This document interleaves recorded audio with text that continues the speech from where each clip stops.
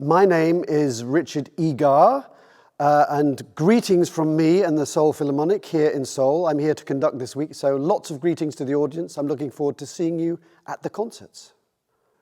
The program we have this week has two fantastic but very different symphonies, one by Mozart, one by Haydn. The Mozart is the earlier of the two symphonies, one of his last three great symphonies, number 39. Last symphonies, isn't that depressing? He was only in his mid-30s. But this is the E-flat symphony, which is very special. It doesn't have any oboes, but it has clarinets, so it's a very special color. And it seems to be quite joyful and exuberant, but there's a tinge of pathos and depth and sadness to this symphony, particularly in the slow movement.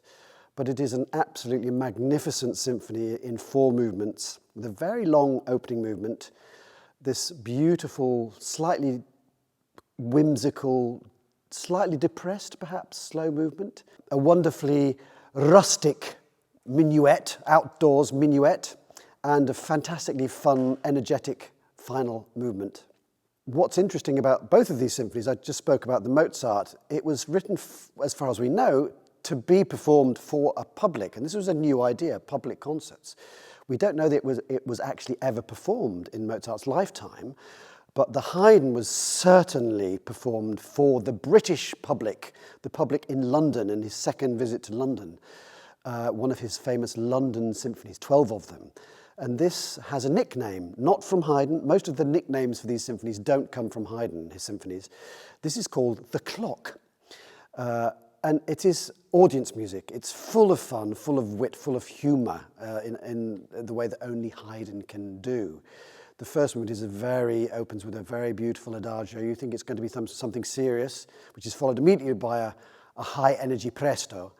And then there's the clock movement. And as I've tried to explain to the orchestra, nowadays we think of clocks as very precise digital machines which tick very regularly. But if you've ever heard a nice grandfather clock from the 18th century, they sort of tick in a very irregular way. Tick, tick, tick, tick, tick, tick. So we're trying to emulate this in the performance. It makes it even funnier. So that's a wonderful move. That's where it got its name. It sounds like a ticking clock. Then again, a very high energy minuet, quite rustic, but full of energy, and a really fun audience last movement, full of changes, full of unexpected surprises, and even a little fugue before the end. But it's a great audience piece, so I'm expecting and hoping that the audience will behave very badly and applaud and cheer whenever they like, which is very authentic. I've been involved in early music since my late 20s, or even mid-20s, mostly with old music orchestras that play on instruments from the 18th, 17th, sometimes 16th century. And when I come to modern orchestras, what I don't do is give them a shopping list of things not to do.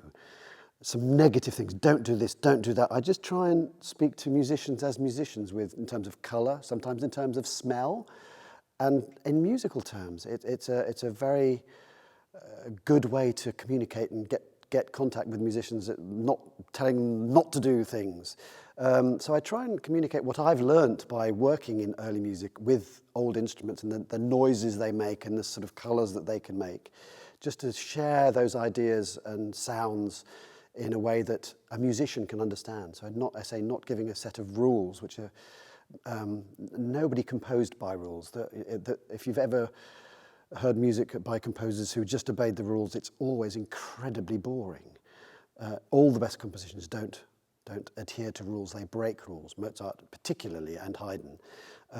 So it's great to be focusing on the music and the colours in the music with any orchestra. So, as I say, the Seoul Philharmonic is fantastic at responding to the ideas that I've given. So it's a great pleasure, as always, being here.